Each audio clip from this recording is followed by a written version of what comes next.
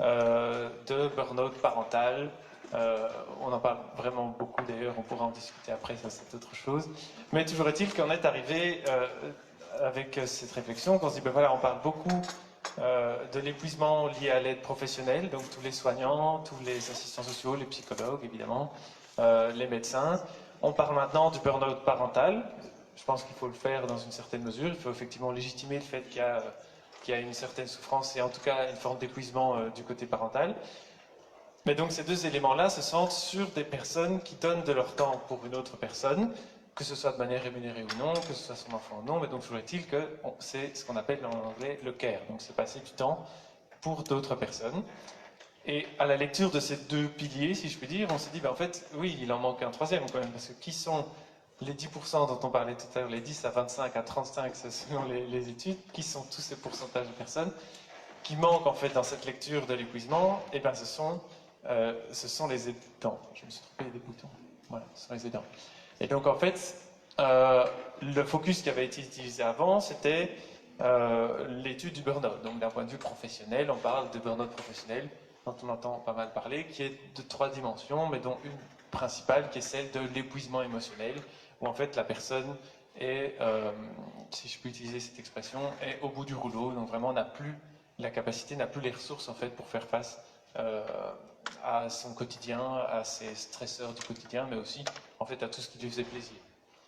Et en fait, donc, avec cette dimension du burn-out, on se dit, ben, ok, qu'en est-il des aidants? Parce qu'on parle de burn-out professionnel, burn-out parental. En regardant dans les recherches, on voit aussi qu'on parle de burn-out à peu près de tout et de rien maintenant. Burn-out de l'athlète, burn-out des étudiants, etc. Mais donc, on se retrouve effectivement avec beaucoup de burn-out de quelque chose, mais en fait, on n'a pas regardé à l'heure actuelle ce qui se passe chez les aidants. Parce est-ce qu'on peut parler finalement d'un épuisement chez les aidants? Et voilà.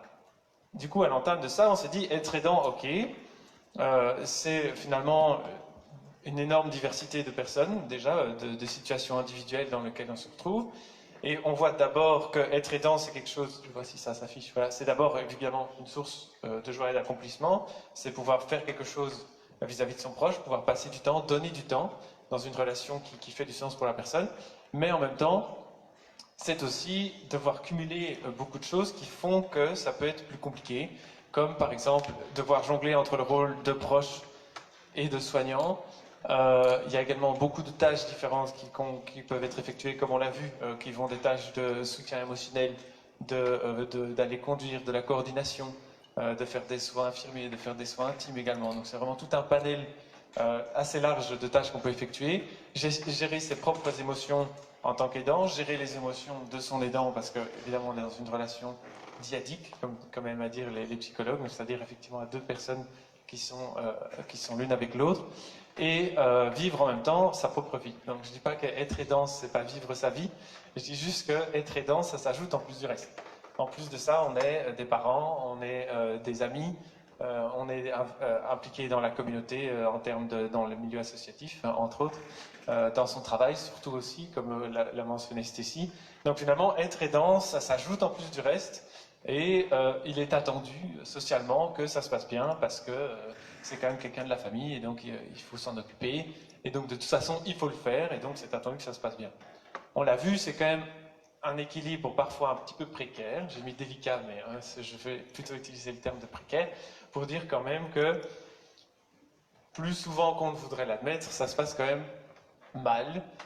Même si, à nouveau, il ne faut pas avoir une ombre totale au tableau, il y a quand même beaucoup de situations où ça se passe très bien.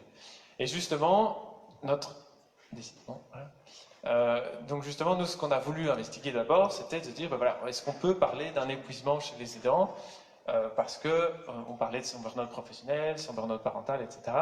Et est-ce que finalement, être aidant, c'est lié justement à plus de difficultés au travail et parental? Et ce qu'on a fait, ce qu'on a pu mettre en évidence, les sources sont ici, c'est qu'en fait, être aidant, simplement le fait d'être aidant, peut amener à rencontrer plus de difficultés au travail en termes de burn-out professionnel et parental, en termes d'épuisement parental. Donc, ça ne veut pas dire que tous les aidants sont amenés à rencontrer ce genre de difficultés, mais ça veut dire que être aidant peut représenter un facteur de risque dans cette thématique-là. Dans cette sphère de vie, j'utiliserai même le terme, de dire qu'en fait, être aidant ne peut pas être cloisonné en fait à la sphère unique du domicile, mais à un rayonnement, je vais utiliser ça comme ça, dans d'autres sphères de vie que sont entre autres le travail et la parentalité. Et ensuite, un deuxième travail que nous avons fait, c'est en fait d'investiguer directement le risque d'épuisement lié à l'aide, c'est-à-dire qu'on a pris un questionnaire d'épuisement, on a dit voilà, en quoi est-ce que pour vous être aidant, c'est quelque chose qui m'épuise au quotidien, qui représente une difficulté pour moi. Et en fait, on constate que être épuisé en tant qu'aidant est associé à plus de problèmes de santé mentale. On parle de entre autres, Laura a investigué pas mal de choses là-dessus. Dans des entretiens très intéressants, je vous invite à lire, bref. Mais donc, toujours est-il qu'être épuisé est lié à quand même plus de problématiques de santé mentale. Quand on dit problématiques de santé mentale, ça veut tout et rien dire. Mais en fait, c'est surtout, on parle ici de problèmes de dépression, de problèmes d'anxiété.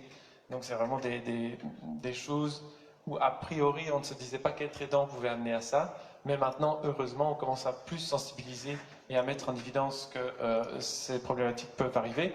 Et donc, en fait, être épuisé en tant qu'aidant pourrait amener à une augmentation de ces problématiques de santé mentale.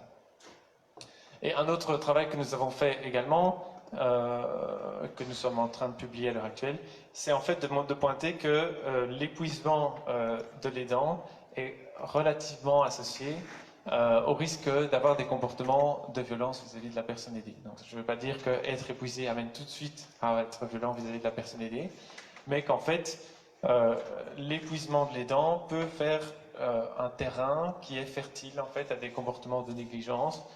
Souvent, ça vient en escalade, où ça commence par de la négligence, de dire ben non, je sais que je dois faire ça pour toi, qu'il faut faire la toilette, mais tu peux attendre 2 heures. Moi, je suis fatigué, j'ai autre chose à faire, voilà. Et donc ça commence comme ça, et au final que ça peut finir en escalade, que cet épuisement peut amener à des formes de violence plus extrêmes, comme de la violence physique par exemple, tout en prenant en compte aussi que c'est un cercle vicieux, si je puis dire. C'est-à-dire qu'il y a aussi la violence reçue de la personne aidée, que ce soit volontaire ou non. Par exemple, on peut par exemple penser aux enfants porteurs d'un polyhandicap qui ont des comportements violents malgré eux, involontaires par exemple, et qui peuvent finalement contribuer à l'épuisement des aidants et, in fine, amener les aidants à eux-mêmes à avoir des comportements qu'ils n'auraient pas voulu avoir au début. Mais donc ça, c'est plutôt de regarder en fait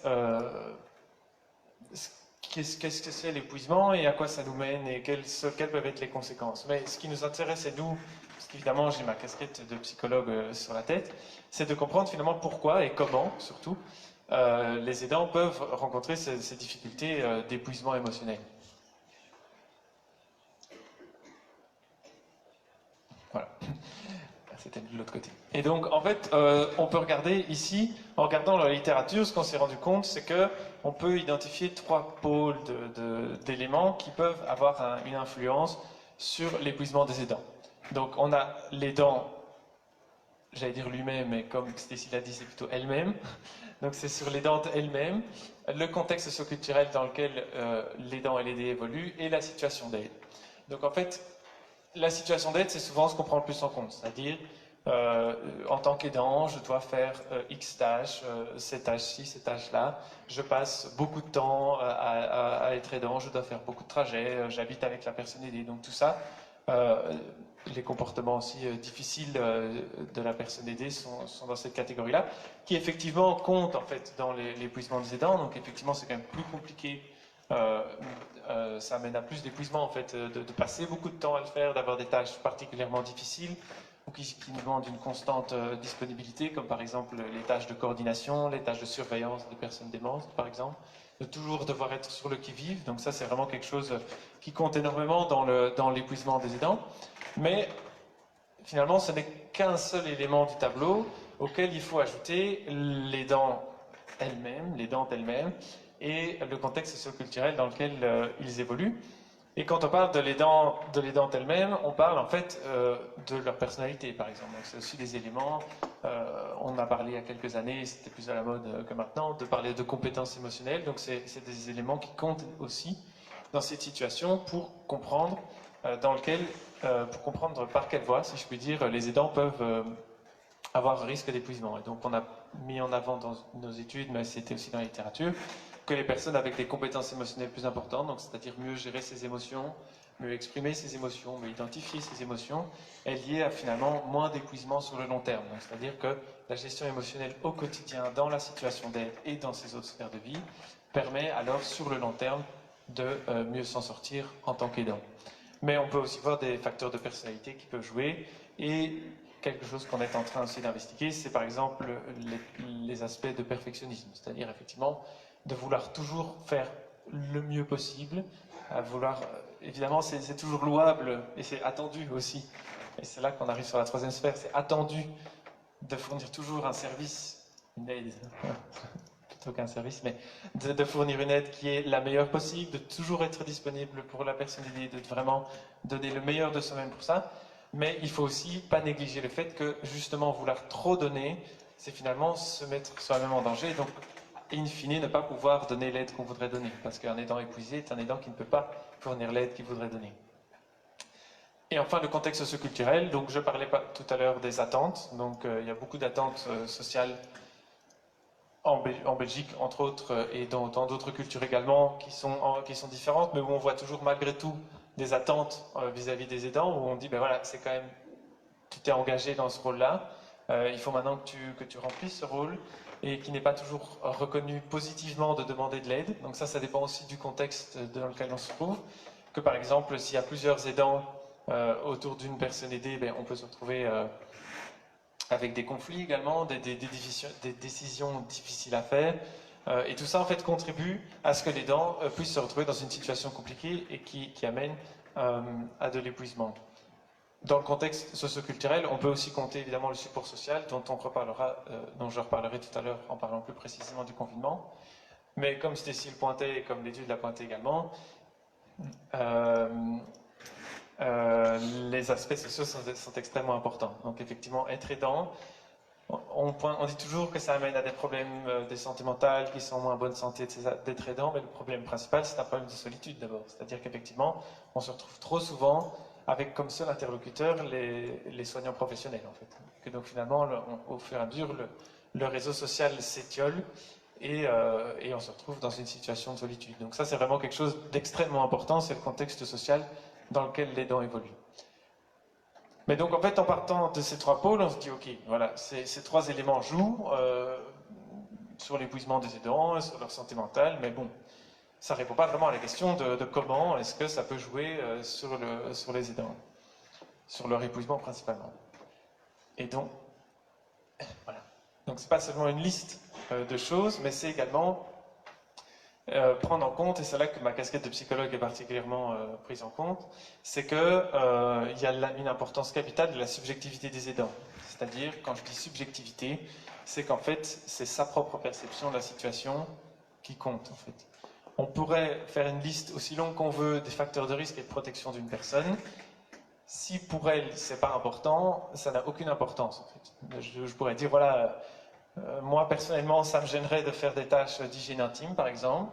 Mais pour quelqu'un d'autre, ce n'est pas du tout un problème. Ça peut être effectivement quelque chose de dire, voilà, non, c'est normal, ça ne me dérange pas du tout. Je vois pas pourquoi ce serait un problème. Et donc, en fait, on a beau faire autant de recherches qu'on veut, finalement, sur les facteurs de risque et de protection, terme qu'on adore utiliser, l'importance de la subjectivité reste très importante à prendre en compte, en fait, chez les aidants pour comprendre pourquoi ils rencontrent des difficultés. Dans ce cadre-là, certains d'entre vous ont probablement déjà entendu parler de la notion de fardeau d'être aidant, qui est une évaluation qu'on utilise assez souvent, et c'est une évaluation effectivement de subjectivité, c'est-à-dire effectivement comment est-ce que vous percevez à l'heure actuelle, c'est la dernière question, comment est-ce qu'à l'heure actuelle vous percevez que votre situation d'aide représente un fardeau. Donc c'est ce genre de choses où en fait tous ces éléments concourent à construire une perception dans laquelle l'aidant se perçoit comme dans une situation difficile, une situation qui peut représenter des difficultés pour lui, mais qui ne sont pas systématiquement le reflet d'une situation objective comparable. À deux situations les mêmes, on peut avoir des perceptions totalement différentes. Et c'est évidemment le rôle de la recherche, alors, entre autres de la recherche, et évidemment des acteurs de terrain pour faire justement un dialogue là-dessus, c'est pour ça qu'on est là, c'est de justement comprendre qu'est-ce qui constitue cette subjectivité et en comprendre comment est-ce que, finalement, à éléments objectifs comparables, les gens, les aidants surtout, ont des perceptions totalement différentes. Et donc on peut dire que cette subjectivité, en fait, on utilise le terme de lunettes souvent pour dire, ben voilà, j'ai face à moi un monde qui est semblable, mais j'ai une paire de lunettes qui est totalement différente. D'ailleurs, je vois qu'il y a beaucoup de personnes avec des lunettes. Et donc, du coup, ça m'évoque ça à chaque fois, c'est qu'effectivement, nous n'avons pas toujours la même paire de lunettes pour faire la lecture d'une situation qui est parfois la même. Et donc, voilà, c'est une très belle animation que j'espère que vous apprécierez. Et donc, en fait, les ressources et défis, comme je le disais, des aidants, ne sont pas uniquement des éléments objectifs, mais doivent être également pondérés avec les lunettes de chacun. Donc, je le répète parce que c'est vraiment très important, à situation comparable, perception différente. Chaque personne est différente dans sa situation, mais pour autant, elle aura aussi une perception qui est différente. Et donc, cette perception sert, si vous voulez, d'intermédiaire entre, on pourrait dire, une situation donnée. Donc, vous êtes dans une situation d'aide donnée. Et en fait, ça sert d'intermédiaire, de traduction, si vous voulez, qui pourra alors vous impacter les aidants en termes d'épuisement. Donc c'est la traduction de la situation objective qui peut amener à l'épuisement. Bien sûr, la perception ne fait pas tout. Je veux dire, passer 20 heures par jour, entre guillemets, en hyper-vigilance pour s'occuper de la personne qu'on aide, c'est aussi quelque chose d'épuisant. Donc la perception est quelque chose qui n'est pas unique en fait dans ce qui peut amener les aidants à s'épuiser. Pour autant, c'est quelque chose qu'il faut considérer quand on prend une situation donnée. Donc évidemment, je ne présente pas ça comme quelque chose d'unique et de seule voie possible, mais c'est un élément qu'il faut prendre de plus en plus en compte. Et donc en fait, avec cette histoire de lunettes, on se retrouve maintenant, on s'est retrouvé, parce que heureusement si on est là en physique, c'est qu'on a pu un petit peu sortir de là. Mais il y a eu cet épisode de confinement. Et donc cet épisode de confinement, c'était surtout, comme vous l'avez vu, comme nous l'avons tous vécu, un lockdown assez complet, avec Sophie Wilmès que nous voyons là, qui est toujours au gouvernement, paraît-il, au nouveau gouvernement. Et donc, le partage qui s'est fait en fait entre, d'une part, rester à la maison, où on voyait, enfin moi je fais ça sur mes réseaux sociaux, où j'ai vu tout le monde faire du levain et faire du pain maison, etc. Je l'ai fait. Mais il y avait aussi tous les aspects épidémiologiques où en fait il y avait quand même un rappel de dire, ben voilà, on était quand même dans une situation sanitaire très importante, et c'était pas juste faire du scrapbooking, faire du levain à la maison, c'était effectivement quand même une situation assez compliquée. Et d'un point de vue des aidants, c'est là que j'arrive avec ce qui se dit dans la littérature, c'est qu'en fait, on peut diviser ce qui s'est passé, si je peux dire, en 3 éléments distincts. Donc, il y a le premier élément, c'est la gestion de l'épidémie en tant que telle. Donc, on parlait tout à l'heure de la peur de l'épidémie, j'y reviendrai. Il y a l'aspect rester à la maison, qu'on soit aidant au domicile ou pas aidant au domicile, parce que ça a des implications évidemment qui sont différentes. Et enfin, le soutien social réduit.